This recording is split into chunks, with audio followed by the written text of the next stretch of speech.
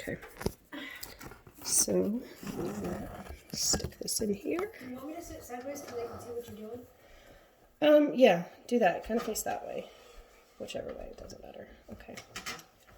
So, and I'll try and stand on that side of you so they can see. Okay. Here we go. Let me get my stuff together. Let the front door open. So don't close that right quick.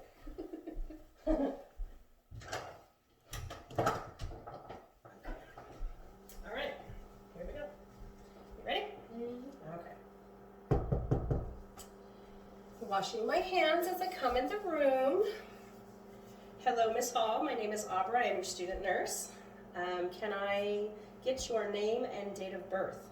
Haley Hall, 9498. And I'm checking what she's telling me with her wristband to check her patient identifiers. And Miss Hall, do you have any allergies? I do not. You do not, okay. So today I am going to do a head to toe assessment. And basically I'm going to be checking you out from head to toe, making sure that everything's okay. I'm going to have to listen to and touch different parts of your body. Is that okay with you? Okay. So on a scale of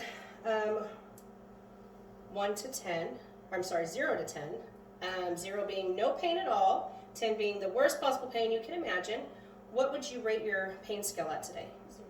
0, okay. Did I ask you, do you have any allergies? Yes. I did, okay, so no allergies. And 0 pain. Okay, so at this point in the assessment, during this conversation, I would be assessing my patient's appearance, making sure to note any kind of ongoing therapies that she has, IVs, catheters, NG tubes, anything of that sort. I would also be assessing her mental status, her ability to communicate with me, and I would be doing an orientation assessment to person, place, time, and situation. I would ask questions like, Haley, do you know what today's date is? That's okay. And do you know, what is the reason that you're here today? To get an exam. Okay, so the patient is alert and oriented times 4, and that's to person, place, time, and situation.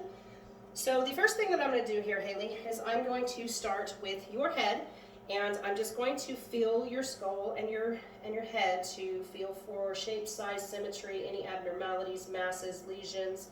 I'm checking the hair for distribution to make sure that there are not any bald spots. And so next I'm going to go into, I want to, can I take your glasses off? Okay. All right, so we'll take these off, set them over here. Okay, so next I want to go into checking your frontal sinuses and just palpating those for any tenderness. Is there any tenderness there? No? Okay. And so we're going to start off with your eyes. When we're looking at the eyes, we're looking to assess the hair on their eyebrows and their eyelashes, make sure that the distribution is good. We want to close your eyes. I want to palpate her eyes. Is there any tenderness? I want to palpate the lacrimal ducts for tenderness and discharge. There's no discharge, any tenderness there. Okay, so on your eyes, I'm going to do a couple of tests, okay? So the first test I want to do is, let's see. Okay, so can you read this first line here? 2 resident male. Okay, that indicates that her optic nerve, cranial nerve number 2, is intact. Okay, we're going to set that right there. And the first test that I'm going to do on your eyes is I want you to watch this pen. Do not move your head. Just look at the pen and follow it with your eyes, okay?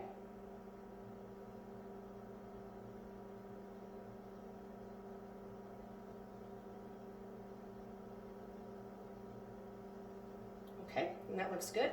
That is showing that cranial nerves number 3, 4, and 6 are intact. Okay, so now I want you to look at the tip of the pen again. Watch it while it moves in. Okay, and I'm going to shine the light in your eyes.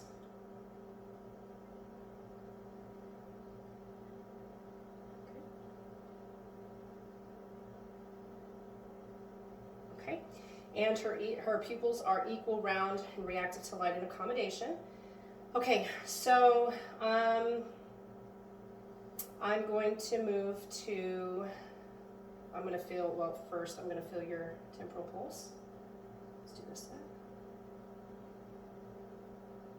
Okay, and that's good. Okay, so next I'm going to move to your nose, and first I need to look at the color of your eyes. Your sclera and your conjunctiva, your eyes are white, they look good. I'm looking for moisture, I'm looking for any discharge or the color, discoloration. Her conjunctiva looks good. Okay, so now we're going to move to your nose. I'm just going to feel here for the alignment here. Okay, can you put your finger on one side of your nose and breathe in? Do it on the other side. Okay, that looks good. I'm going to look inside of your nose, and I'm going to look for any kind of discharge. I'm looking for the color, moisture. I'm looking at any lesions or any kind of objects that shouldn't be there. Okay, so moving out to your ears, thinking here. Okay, moving out to your ears, I'm going to feel the ears for any kinds of nodules, bumps, tenderness. Okay, does that hurt at all? No, nothing? Okay, so now I'm going to check your ears, and I'm going to just look for discharge, any foreign objects, skin intactness.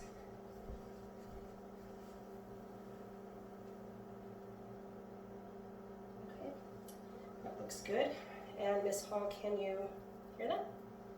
Okay, you can hear that. Ignore my cat. Go on. So she could hear my finger rubbing, which indicates that cranial nerve number 8 is intact. And while we're working on cranial nerves here, can you raise your eyes tall? Okay, can you close your eyes really, really tight? And can you smile real big? And puff out your cheeks. Okay, so that shows that cranial nerve number 7 is intact. So now I'm going to move to your mouth. I'm going to look in your mouth. I want to check for any kind of dental caries. I'm going to look for swelling, any kind of lesions. I'm looking at the moisture and the color, and say ah. That means cranial nerve number 10, the vagus nerve, is intact. Can you stick your tongue out and move it back and forth? Okay, that's cranial nerve number 12 is intact.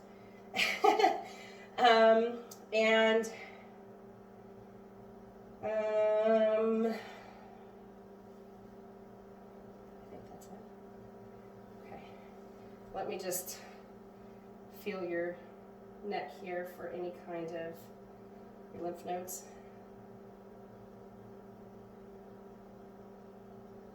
Okay.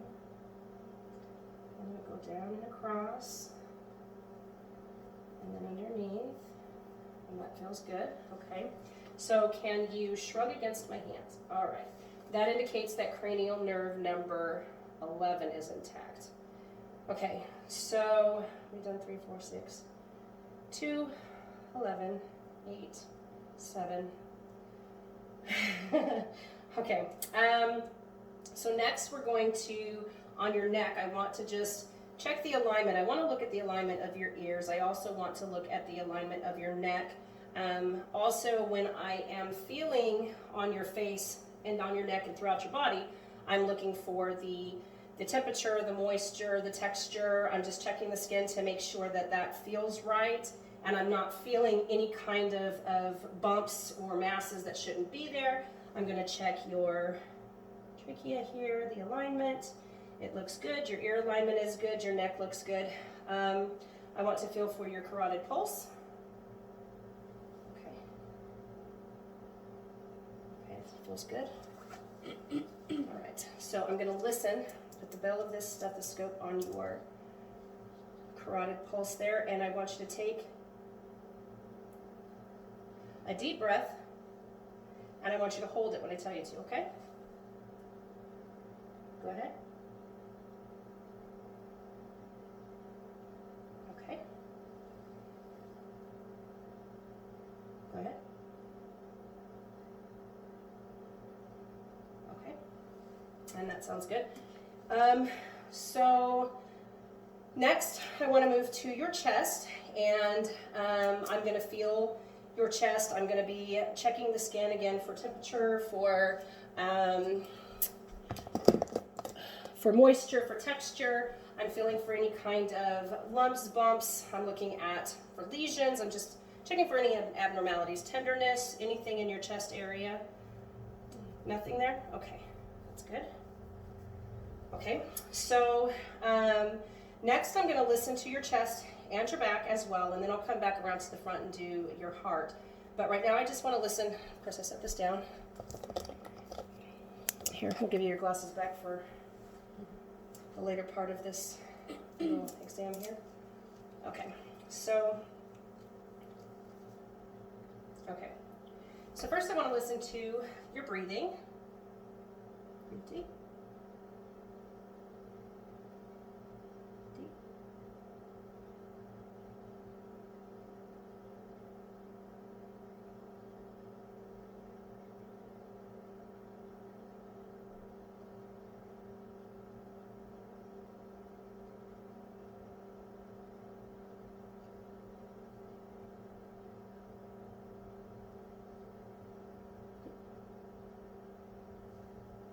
Listen over here. Go ahead. And listen. Okay. Okay, so her breathing sounds good. It's clear, and I need you to move, Kat. Her breath sound clear. So I'm going to move to your back, and on your back, I'm going to just feel around. I'm feeling for muscular development. I'm looking at the texture and the warmth of her skin and the moisture. I'm also looking for any kind of lesions, bumps, bruises, masses that should not be there. I'm also going to go down her spine. Okay, can you bend forward? All right, I'm just feeling her spinal alignment. Go ahead. Okay, sit back up. Okay, so I also want to feel her scapula for placement, so I can listen. Okay, so breathe deep. Breathe deep. Breathe deep. Breathe deep.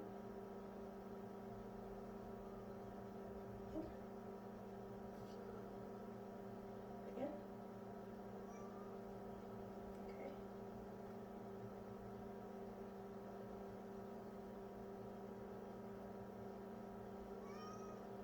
And underneath. And okay.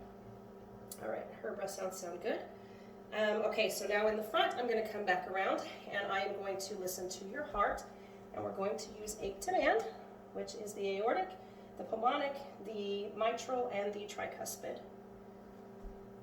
Tricuspid and mitral, sorry. Cat, get off of me, go on. Okay, so we're going to start with A, the aortic, and the pulmonic,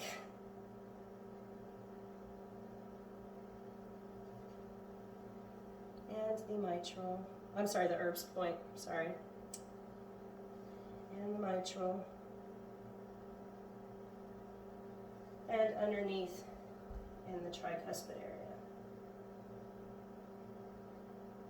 Okay, so when we are looking for her point of maximum impulse, we are going to start with the angle of Louise, and we're going to go down 2 intercostal spaces and move over towards the heart side of the chest and go down, count down to the 5th intercostal space.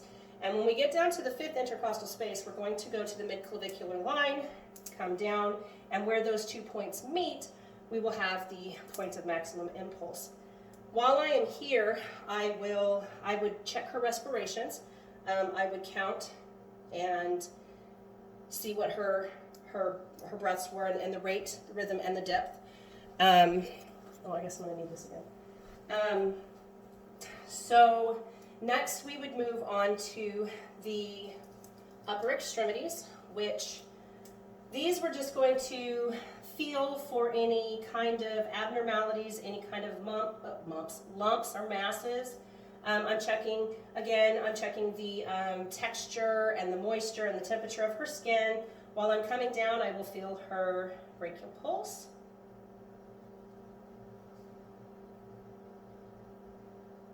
Okay. And continue down her arm.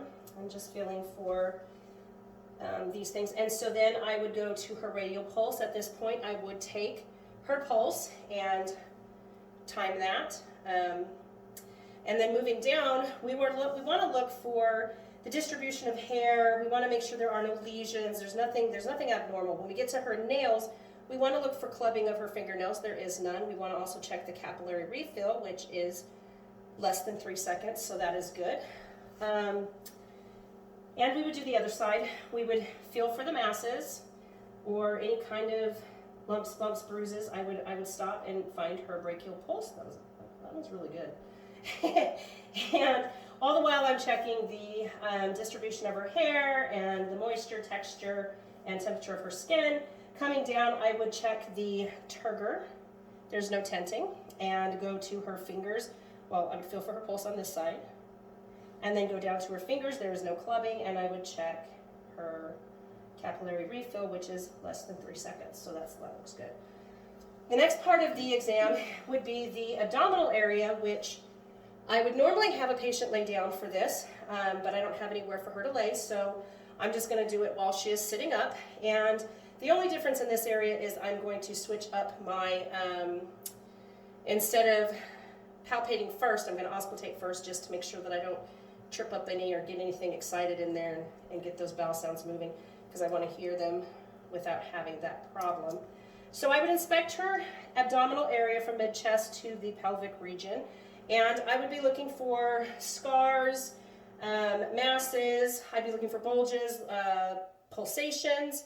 The overall skin. I would check for the color and the temperature and the moisture and whatnot.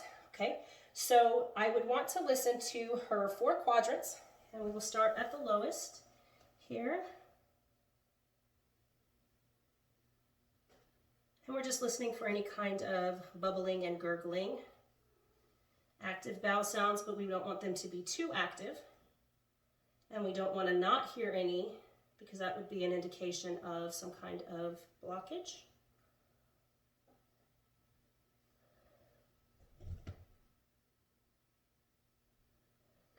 And the lower. Okay.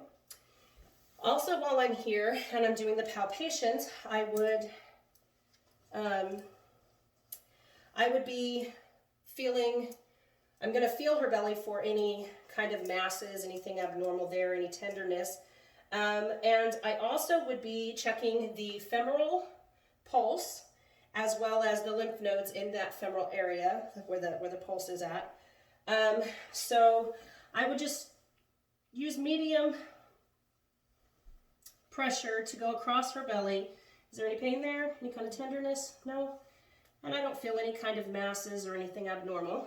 So then we would move to the lower extremities, where I would just feel the legs. Again, like everything else, I would be feeling for any masses, any lumps, bumps.